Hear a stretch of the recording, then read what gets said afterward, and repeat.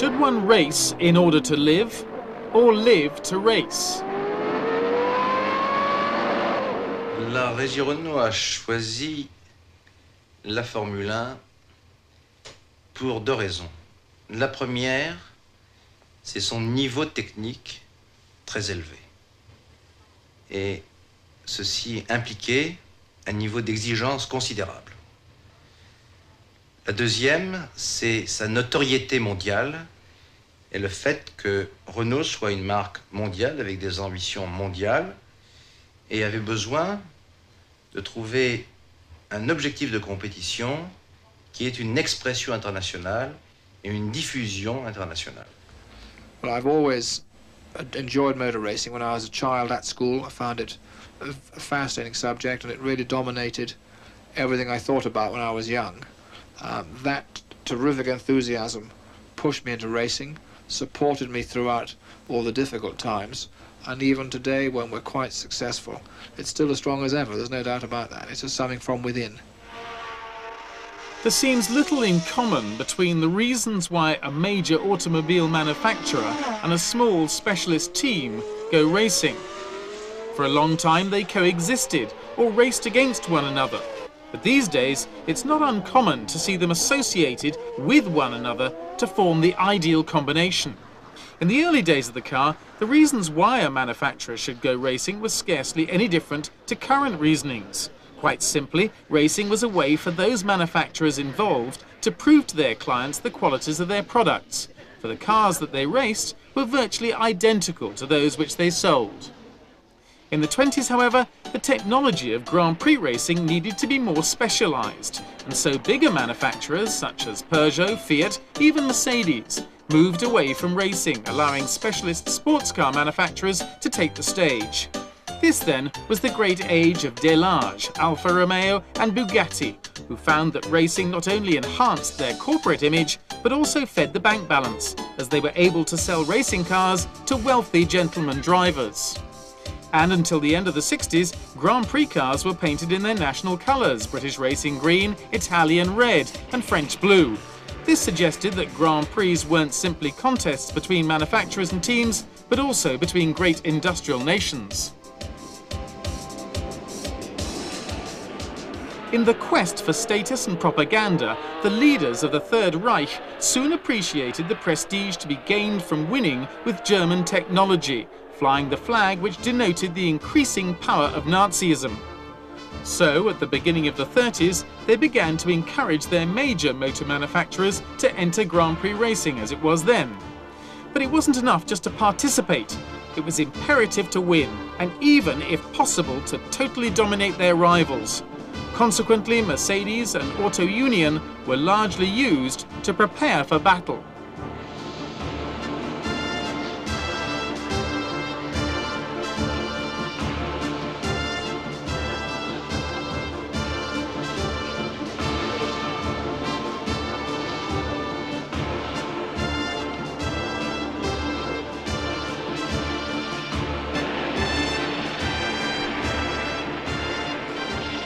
The two major German manufacturers were tempted by large subsidies and launched their campaign with a standard of equipment unknown until then, and results weren't long in coming. Faced by this formidable armada, better organised and extremely well equipped, the opposition of Italian and French specialist manufacturers crumbled. Just as quickly and efficiently, a few years later, the same nations would come up against similar opposition of a much more ferocious nature. Unfortunately, all this could be seen in hindsight, but few of the nation's leaders could actually see the nature of the threat so obviously demonstrated by their future enemy. In the meantime, the Silver Arrows won all the great races between 34 and 39, perfectly fulfilling the role and succeeding in the mission which the Nazis had assigned them. In the eyes of the world, they represented and symbolized the efficiency of the regime that promoted them. The idea of motorsport as an instrument of propaganda had just begun. Today, thankfully, there are no examples of Formula One being used to such ends. Nevertheless, the very expensive subsidy which Fiat has paid to Ferrari since the late 60s is motivated by similar considerations and with similar reasoning. Fiat is exceptional. in that it owns almost all the major Italian car manufacturers, but the directors see Ferrari as flying the flag for Italian national industry as a whole.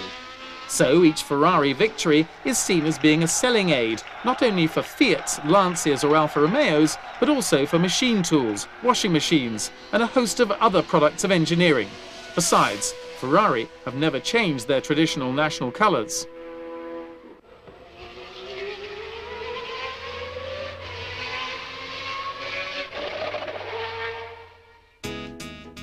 In the 50s, motor racing in Britain gave rise to a whole new generation of specialist Formula One car builders, some of which would dominate Grand Prix over the next 3 decades. But it was the rich industrialist, Tony van der Velde, manufacturer of the famous bearings of the same name, who would be the first to attempt to win the World Championship. To drive his Van Walls in their attempts to beat the Ferraris and Maseratis, he hired the best of the English drivers, Stirling Moss, who was, with Fangio, the best driver in the world at the time. The campaign nearly worked. Van Wall won the Constructors' Cup in 1958, but Moss just failed to win the title, which went, in spite of fewer wins, to Ferrari driver Mike Hawthorn.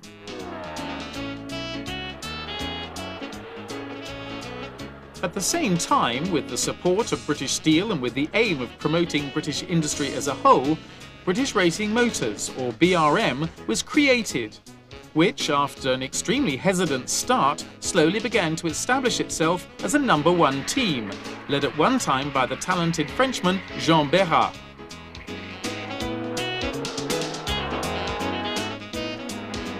When van der Velde closed down his team due to ill health, BRM took up the challenge and reached its peak in 1962, when Graham Hill and the team won their respective world championships. The 60s were the golden age of BRM, but sadly they went into slow and irresistible decline in the 70s. But the team ran many great drivers in its time, Jackie Stewart for instance, but also the great Mexican driver Pedro Rodriguez, the superb Swiss driver Joe Siffert, and even Austria's Niki Lauda at the start of his career. And Jean-Pierre Beltoise won for the first and only time at Monaco in 1972. It would also be BRM's last.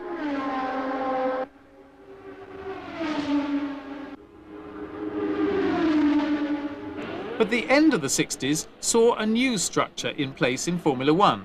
The association between a major industrial company who would shoulder the greater investment, the engine, and a specialist manufacturer who would build and run the cars. Colin needed a new engine.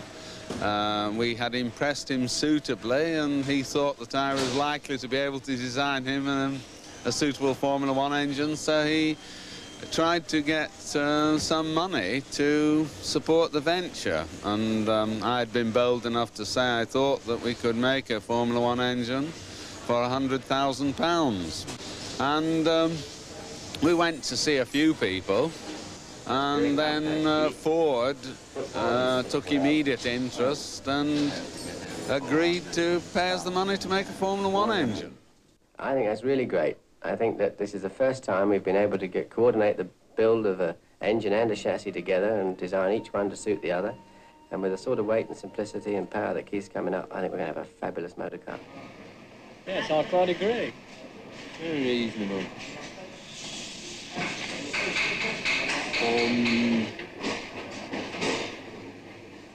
I would say that was about 50,000. Walter Hayes was a public relations director with great foresight.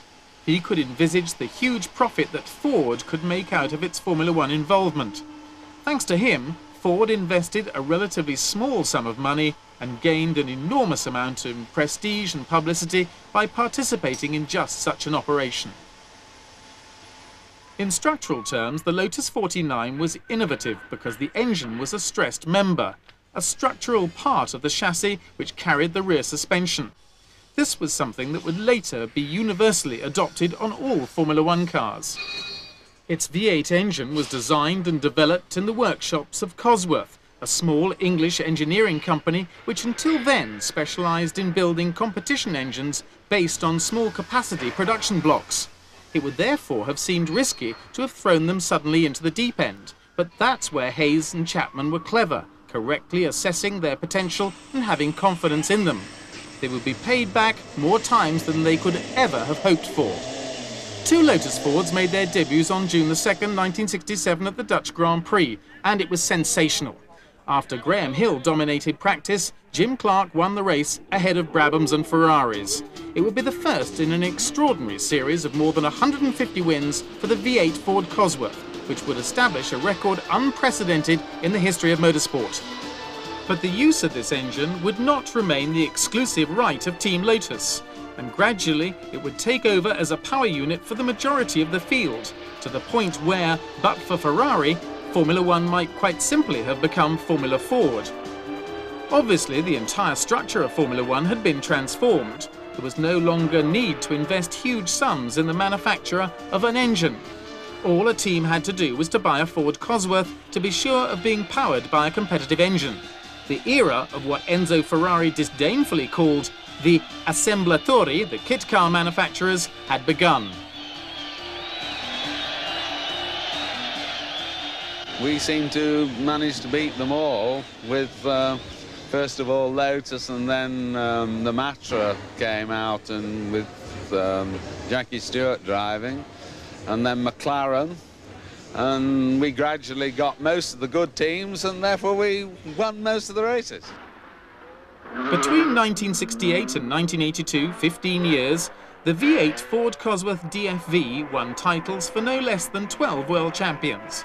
Stewart, Rindt, Fittipaldi, Hunt, Andretti, Jones and Rosberg all owed their titles to that power unit.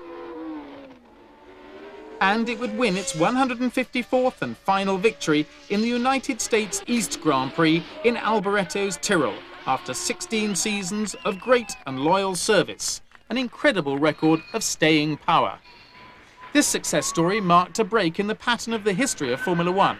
In spite of occasional Ferrari success, it now appeared that the task of making a complete Formula One car had become a handicap for a team, as was illustrated by Matra's experience. When he entered Formula One, Matra boss Jean-Luc Lagardère quite sensibly opted for a two-pronged approach. On the one hand, he supplied the Tyrrell team with chassis into which they fitted the ubiquitous Ford Cosworth V8. But at the same time, he set up a 100% Matra team, whose cars were powered by their own superb V12. On paper, this engine had more potential than its rivals, because its basic design meant that it should have been able to rev higher and thus give more power. But on the minus side, it was a lot thirstier, and worst of all, a lot more complicated. Consequently, it took longer to develop, particularly as the team was a lot less experienced than its British counterpart.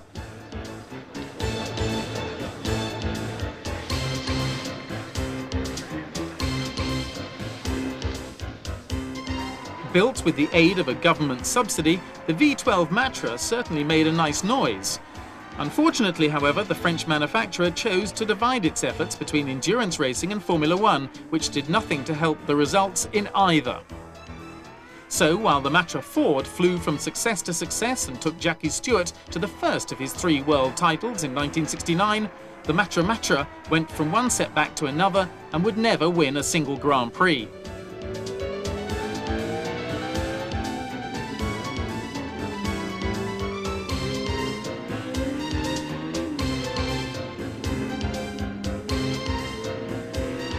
In fact, it wasn't until 1977 that the V12 won, and then it was fitted into the back of a Ligier, driven to victory in Sweden by Jacques Lafitte.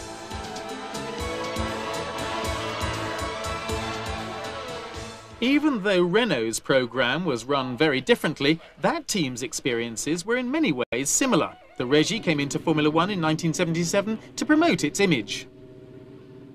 Nous pensions que la première preuve que nous devions faire, c'est de montrer que Renault faisait de la compétition et accédait progressivement au niveau de notoriété mondiale avec cette compétition, mais en même temps, elle voulait développer une technologie de pointe qui pouvait avoir des retombées sur l'image technique de Renault et éventuellement sur des produits de série futurs.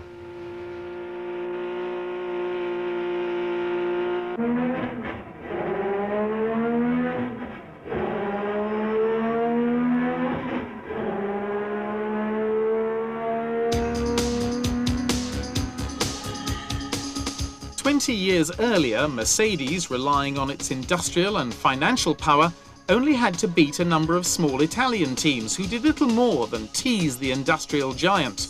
By throwing all its resources behind its campaign, Renault hoped to have the same success.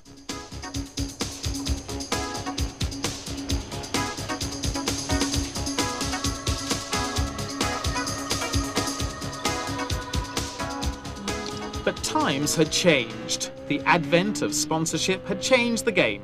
Since the 60s, the smaller teams had become wealthier now that they could tap into outside finance. That had raised the overall standard of competition, and the smaller teams had become much more professional and better equipped than they had been a decade earlier. They were therefore much tougher and tenacious adversaries, and Renault also chose the more difficult course of action by deciding to construct and run cars entirely designed and built by their own engineers and technicians. Je crois qu'il aurait fallu désolidariser plus vite l'équipe de course de Renault pour qu'elle soit plus indépendante et plus souple. Si j'avais à refaire, c'est maintenant, je dirais peut-être en 81 ou 82, fallait-il déjà couper le cordon ombilical qu'il y avait avec les motoristes, qui faisait que l'ensemble de l'équipe moteur plus châssis était peut-être plus lourde à manier qu'une équipe anglaise. Between 1977 and 1985, the Renault Sport team won 15 races but never achieved their chosen goal, the World Championship title. Honda tried to do the same thing, but with no more World Championship success in the 60s, winning just the 1965 Mexican Grand Prix. But having learned this lesson, the Japanese manufacturer then enlisted the help of Lola and Surtees as partners. However, this was no more successful and was soon curtailed.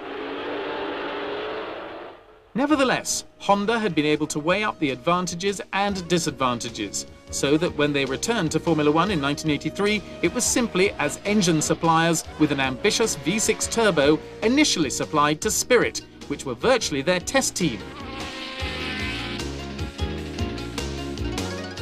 Turbocharged engine is anyway the advanced technology for the future in the passenger cars.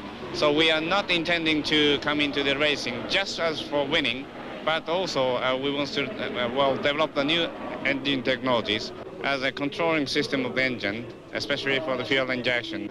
It is digitally computerized, and it's a sensor, basically RPM, and also the pressure boost of the engine is the basic sensing factors.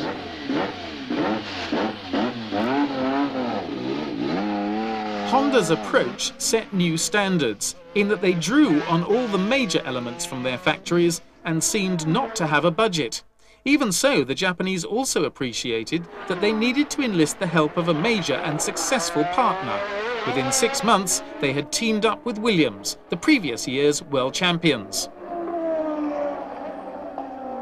Their main rivals were the McLaren team, whose cars were fitted with tag engines developed by Porsche, and Brabham, who had BMW power and for whom Nelson Piquet would win the 1983 World Championship. The Brazilian moved to Williams and would win the title again in '87, this time powered by a Honda engine.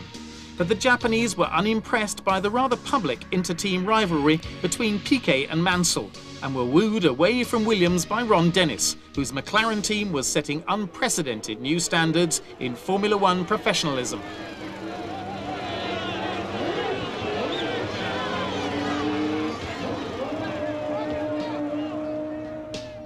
Once again, this partnership was one between a large automobile manufacturer and a small specialised team concentrating solely on Formula One. But the McLaren team was no longer what the French had once referred to as a garagiste. McLaren was now a highly professional team with very tight organisation which left nothing to chance, whose perfectionism, presentation and preparation surpassed anything previously seen, helped in no small way by a sizable budget courtesy of sponsors. What Ron Dennis had done was to set his sights higher than perhaps anyone before. He wanted to totally dominate the sport with faultless reliability, reaping total success. He found the budget and in so doing established new standards for his competitors to aim at. In the meantime, this battle plan, allied to Japanese stringency, would carry all before it. Into this perfect mix, Dennis added the best two drivers he could find. Alain Prost, the champion of the 80s, and the only man perhaps capable of beating him on a regular basis, Ayrton Senna.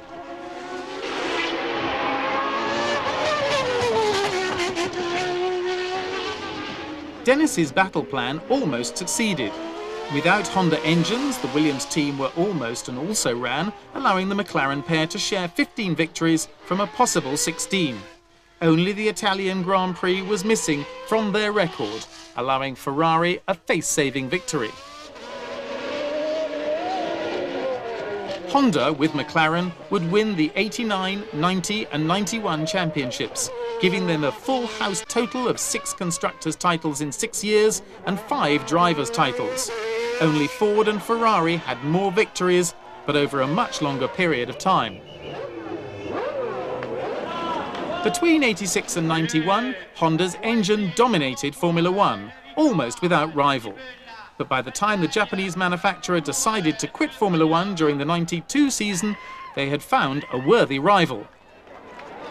Ce matin, nous avons terminé la négociation et avons signé avec Williams un accord de partenariat valable sur 3 ans, 89, 90, 91, où nous fournirons les moteurs à l'équipe Williams. Renault had pulled out of Formula One at the end of '86, having failed to win the world title and suffering a period of financial difficulty. Now they had returned as an engine supplier to the team who had first taken Honda to victory. Frank Williams and Patrick Head still led the team. Patrick Faure, the boss of Renault Sport, was less demanding than Ron Dennis had been. He wanted victories in 90 and to be a World Championship contender in 91. Bernard Dudot's Renault engine team had spent its 2 sabbatical years usefully, taking advantage of the time and change in regulations to design a V10 like Honda's. The new rivalry of Franco-British team versus Anglo-Japanese had the scent of a Europe versus Japan confrontation. Frank Williams' team, however, still didn't have the strength of Ron Dennis's McLaren. It would take 2 years to rival them. But Renault's engine was immediately promising, and they had found an associate of a calibre that was missing during their previous efforts with the turbo. A team that was very experienced, could react quickly, and was totally independent, allowing it to exploit its partners' effective means without the burdens of a large enterprise. In order to beat McLaren Honda, both Williams and Renault quickly realised that they would have to take engineering risks so that their rivals' weak point became their conservatism. To begin with, this proved costly until they became reliable, and then they began to pay off.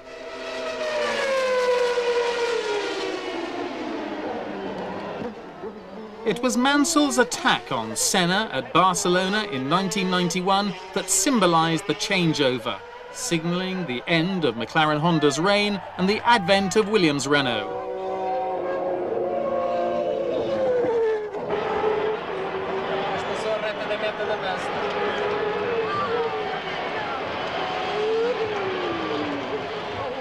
Even so, Mansell, in spite of winning 5 races, was still unable to prevent Senna winning the title.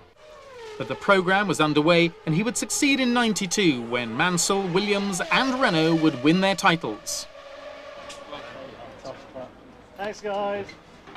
Where Renault had failed in their turbo era, and where Scuderia Ferrari also failed, was that they did not have the partnership enjoyed by McLaren and Honda, Williams and Renault. They illustrated that after 80 years of Grand Prix racing, the battle between major manufacturers and specialised teams was a draw. They had to work together to be successful. That way, it was possible to draw the maximum amount of knowledge and enthusiasm from the former to begin with, but also the great financial power from the latter, who could invest much more heavily. At the beginning of the 90s, there was no other way of attaining technical perfection in Formula One. Both methods of tackling the same job had had their day, and the ideal solution was a combination of the two.